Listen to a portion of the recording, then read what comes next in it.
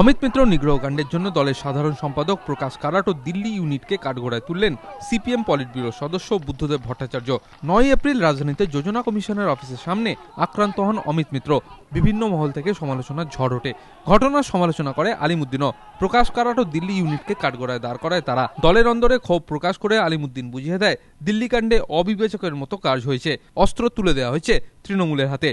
এই পরিস্থিতিতে অমিত মিত্র ও নিগ্রহকাণ্ডের জন্য এবার নাম না করে প্রকাশ কারাট ও সিপিএম এর দিল্লি ইউনিটকে কাঠগড়ায় দাঁড় করালেন বুদ্ধদেব ভট্টাচার্য। রবিবার উত্তর 24 পরগনার পানিহাটিতে দলীয় সভা থেকে বললেন, দিল্লিতে বিক্ষোভ করতে যাওয়া ভুল হয়েছিল। দিল্লি ইউনিটকে বলেছি, ঠিক হয়নি। ঘটনা ঘটে গেল দিল্লিতে, না হলে ভালো হতো। ওইখানে ওই বিক্ষোভ করতে যাওয়া ঠিক হয়নি। আমরা দিল্লির পার্টির লোককে জানিয়েছি, আমি নিজে বলেছি ওদের, তোমরা ভুল করেছো।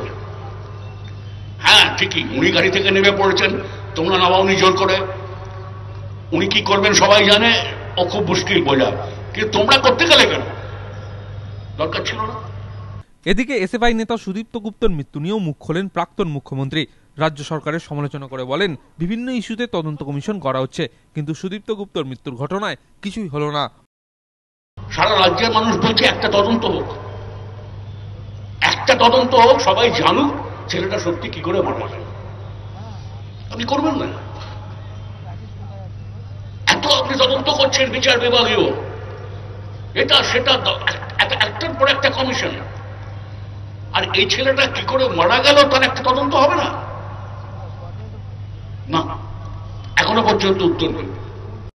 এসএফআই নেতা সুদীপ্ত গুপ্তর মৃত্যুর ঘটনায় রাজ্য সরকারের বিরুদ্ধে যে ক্ষোভ তৈরি হয়েছিল, সেটা সিপিএম পুরো মাত্রায় কাজে লাগানোর আগেই দিল্লি কাণ্ড তাতে জল ঢেলে দেয়। এহেন দিল্লি কাণ্ডের জন্য আলিমুদ্দিনকে যাতে কাঠগড়ায় না দাঁড় করানো হয়, এদিন বুদ্ধদেব ভট্টাচার্য সেই চেষ্টাই করলেন বলে মনে করছে রাজনৈতিক মহল। বিতনু চট্টোপাধ্যায়, এবিপি আনন্দ, কলকাতা।